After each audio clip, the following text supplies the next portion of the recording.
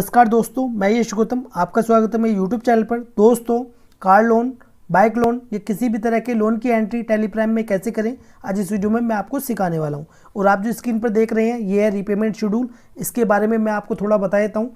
इसमें क्या होता है, हमारी जितनी भी EMI, प्रिंसिपल अमाउंट और इंटरेस्ट इसमें दिया होता है। और ये कहाँ से मिलता है, जिस कंपनी से हम लोन लेते हैं या फाइनेंस कराते हैं। तो सबसे पहले मैं आपको बता देता हूँ टैली में लोन की फर्स्ट एंट्री कौन सी होती है।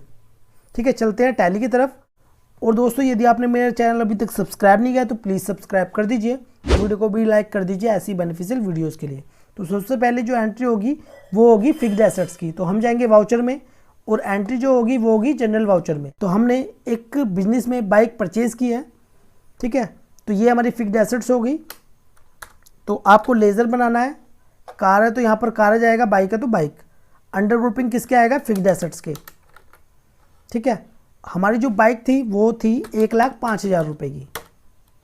ठीक है, क्रेडिट कर देंगे किसको, पार्टी को। पार्टी यानी कि जिस शोरूम से हमने बाइक को परचेज़ किया है। तो हमने जो परचेज़ किया है वो किया है हिंडन होंडा से। ठीक है, तो इसका जो लेज़र बनेगा वो कैसे बनेगा वो भी मैं आपको दिखा देता हूँ। नेम में हिंडन होंडा जो शोरूम का नाम होगा, अंडर ग्रुपिंग सन्ड्री क्रेडिटर। ठीक है, अब यहाँ पर भी 1,05,000 रुपये आ जाएंगे। तो ये तो होगी हमारी फर्स्ट एंट्री जो हमें करनी है फिक्स्ड एसेट्स की। तो देखिए, जब हमने ये परचेज़ की थी तो हमने कैश में भी पेमेंट की थी। ठीक है, तो उसकी एंट्री कैसे होगी, पेमेंट वाउचर में जाएंगे और अकाउंट में कैश आ जाएगा क्योंकि हमने कैश में पेमेंट की थी। और नीचे आ जाएगा हिंडन होंडा क्योंकि हमने जो पेमेंट की थी वो करी थी हिंडन होंडा को। कितनी की थी, 29,827 रुपये। ठीक है, एंटर। अब हम चेक करते हैं हमारा कितना बैलेंस हिंडन होंडा का अभी बचा हुआ है। तो हमारी जो बाइक की कॉस्ट थी वो थी 1,05,000 रुपये। ठीक है, कैश में पेमेंट की 29,827 रुपये की। और जो हमारा लोन हुआ वो हुआ 75,173 रुपये का। एक बार अब चलते हैं रीपेमेंट शेड्यूल की तरफ। तो जैसे कि आप देख सकते हैं 75,173 रुपये ओपनिंग बैलेंस है। तो हमारा जो लोन हुआ था वो हुआ था 75,173 रुपये पर। तो ये बिल्कुल हमारा मैच है। एक एंट्री और करेंगे तो हमारी जो पेमेंट की, ठीक है, वो किसने की, L&T फाइनेंशियल सर्विसेज ने, यानी कि L&T कंपनी ने की। किसको की, हिंडन होंडा को। ठीक है, तो हमारा जो हिंडन होंडा का जो बैलेंस है वो हमें नील करना है। क्यों, क्योंकि उसकी पेमेंट L&T ने कर दी थी। तो इसकी भी एक एंट्री होगी। वो एंट्री क्या होगी मैं आपको बता देता हूँ। जनरल वाउचर यहाँ पर ओपन करेंगे। ठीक है, अब हिंडन होंडा को हम यहाँ पर डेबिट कर देंगे। ठीक है, कितने, 75,173 से। ठीक है, अब ये हिंडन होंडा का जो बैलेंस था, करंट बैलेंस 0 हो गया। क्यों, क्योंकि उसकी जो पेमेंट किसने की, L&T फाइनेंस ने। तो यहाँ पर जिस कंपनी से आपने लोन लिया है, ठीक है, उसमें कोई सी भी कंपनी हो सकती है, लेकिन यहाँ पर है L&T फाइनेंस। तो यहाँ पर एक लेज़र आपको क्रिएट करना है। तो नेम में जिस कंपनी से आपने फाइनेंस कराया है उसका नाम आ जाएगा, अंडर सिक्योर्ड लोन आ जाएगा। तो हिंडन होंडा का जो बैलेंस है वो L&T फाइनेंस में ट्रांसफ़र हो गया। ये नील होके L&T फाइनेंस में चला गया। कहाँ पर, सिक्योर्ड लोन में। मैं आपको दिखा देता हूँ, इसे सेव कर देता हूँ।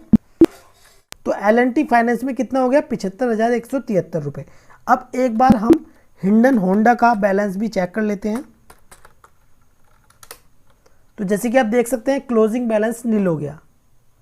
हमने हिंडन होंडा से 1,05,000 रुपये की बाइक खरीदी, 29,827 रुपये की हमने पेमेंट करी कैश में, और 75,173 रुपये जो बैलेंस बचा था उसकी पेमेंट की L&T फाइनेंस ने।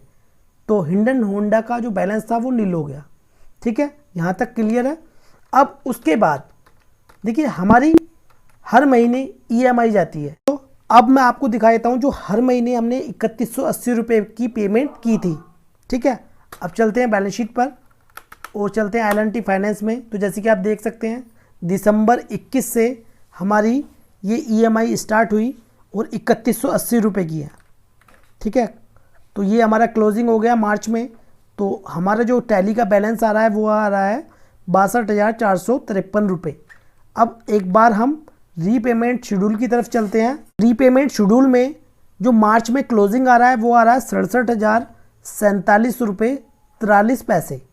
हमारी टैली में कितना आ रहा है 62,453 रुपये। ये तो मिसमैच आ रहा है। अब करना क्या है, तो हमने जो 3180 रुपये की पेमेंट की है इसमें प्रिंसिपल अमाउंट और इंटरेस्ट अमाउंट दोनों ही इंक्लूड है। तो अब हमें करना क्या होगा, हमें ये अलग अलग करना है, प्रिंसिपल अमाउंट भी और इंटरेस्ट अमाउंट भी। तो इसमें ही हम क्या करेंगे, अब जैसे कि प्रिंसिपल अमाउंट है 1984 रुपये 81 पैसे, ठीक है, इसमें डाल देंगे प्रिंसिपल अमाउंट को L&T फाइनेंस में, ठीक है। बाकी का यहाँ पर एक लेज़र क्रेडिट आपको करना है interest on car loan, bike loan या किसी भी तरह के लोन के लिए। तो यहाँ पर मैंने बनाया है इंटरेस्ट ऑन लोन 1195 रुपये 19 पैसे। कितना हो गया 3180 रुपये हो गया। तो ये क्या, जो L&T फाइनेंस में 1984 रुपये 81 पैसे हैं ये तो L&T फाइनेंस में चला जाएगा। बाकी जो इंटरेस्ट ऑन लोन है, देखिए इंटरेस्ट ऑन लोन का जो लेजर बनाएंगे आप वो अंडर ग्रुपिंग किसके आएगा, इनडायरेक्ट एक्सपेंसेस के, ठीक है। तो ये चला जाएगा इनडायरेक्ट एक्सपेंसेस में जो इंटरेस्ट है, ठीक है। लेकिन माइनस जो होगा वो 1984 रुपये होगा सिर्फ, ठीक है। एंटर कर देंगे और इसको सेव कर देंगे, ठीक है। अब पहली हमने एंट्री को ठीक कर लिया है। अब उसके बाद दूसरी में चलते हैं, जनवरी में। तो जनवरी में प्रिंसिपल अमाउंट कितनी है 1977 रुपये 58 पैसे, ठीक है। नीचे आ जाएगा इंटरेस्ट,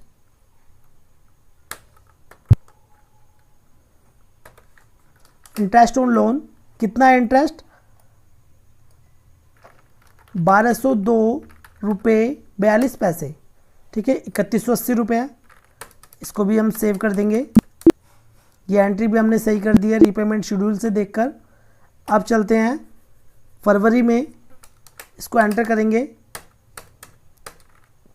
और यहाँ पर फैब में प्रिंसिपल अमाउंट कितनी है 2010 रुपये 7 पैसे, ठीक है। यहाँ पर इंटरेस्ट ऑन लोन कितना है पैसे, ठीक है। ये भी एंट्री हमने सही कर दी है। अब उसके बाद मार्च में, मार्च की एंट्री को ठीक करते हैं। प्रिंसिपल अमाउंट कितनी है मार्च में 2153 रुपये 11 पैसे, ठीक है। यहाँ पर इंटरेस्ट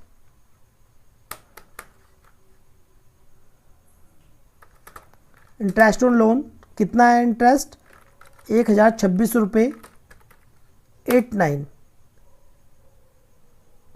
ठीक है।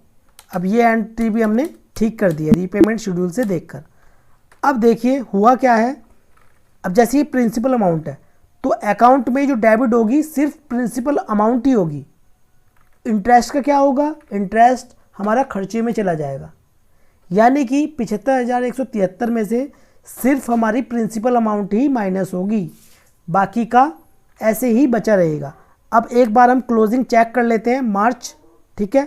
ये हमारा प्रिंसिपल अमाउंट था, ये इंटरेस्ट था और ये रहा इसका क्लोजिंग 67,047 रुपये 43 पैसे। जैसे कि आप देख सकते हैं हमारा क्लोजिंग बिल्कुल मैच हो गया रीपेमेंट शेड्यूल से।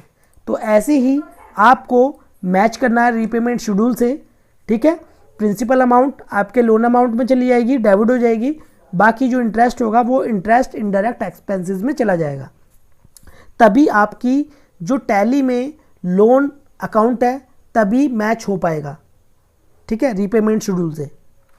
तो मैं उम्मीद करता हूँ आपको समझ में आ गया होगा कैसे आपको किसी भी लोन की एंट्री करनी है। फर्स्ट एंट्री क्या होगी, या जो ट्रांसफ़र किया है अमाउंट उसकी एंट्री क्या होगी, और EMI की एंट्री क्या होगी। तो दोस्तों मिलते हैं नेक्स्ट वीडियो में, जब तक के लिए जय हिंद जय भारत।